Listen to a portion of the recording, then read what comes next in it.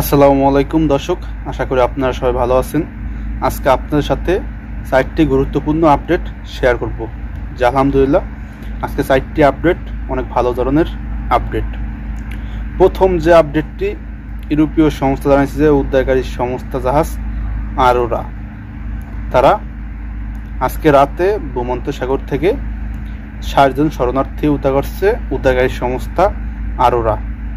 এই নৌকাটি লিবিয়ার উপকূল থেকে যাওয়া হয়েছিল, এটা প্রকাশ করছে উদ্ধারকারী সংস্থা জাহাজ আরোরা।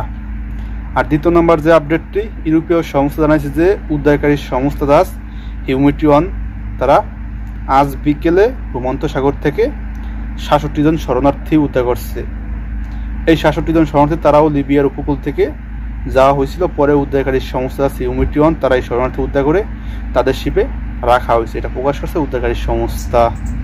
তৃতীয় নম্বর যে আপডেটটি, ইউরোপীয় সংস্থা জানাইছে যে উদ্ধারকারী সংস্থা জাহাজ নাদির তারা আজ বিকেলে মাল্টা জলসীমা থেকে 59 জন শরণার্থী উদ্ধার করছে একটা ফাইবারের নৌকা থেকে।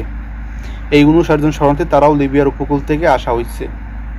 আর চতুর্থ নম্বর যে আপডেটটি, উদ্ধারকারী সংস্থা জাহাজ আরোরা, এটা তাদের দ্বিতীয় নম্বর উদ্ধার, যে তারা দ্বিতীয় নম্বর ভোর থেকে তারা 29 জন শরণার্থী উদ্ধার করছে উদ্ধারকারী সংস্থা জাহাজ আরোরা।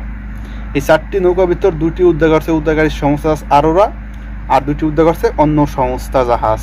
এটা প্রকাশ করছে উদ্ধারকারী সংস্থা, তারা এই শরণার্থী উদ্ধার করছে উদ্ধারকারী সংস্থা জাহাজ। তাদেরকে ইতালির উপকূলে নিয়ে যাওয়া হবে। যদি কেউ ভাই বেদা থাকে তাহলে আপনারা কমেন্টে জানাই দিয়েন। সবাই ভালো থাকবেন। আসসালামু আলাইকুম।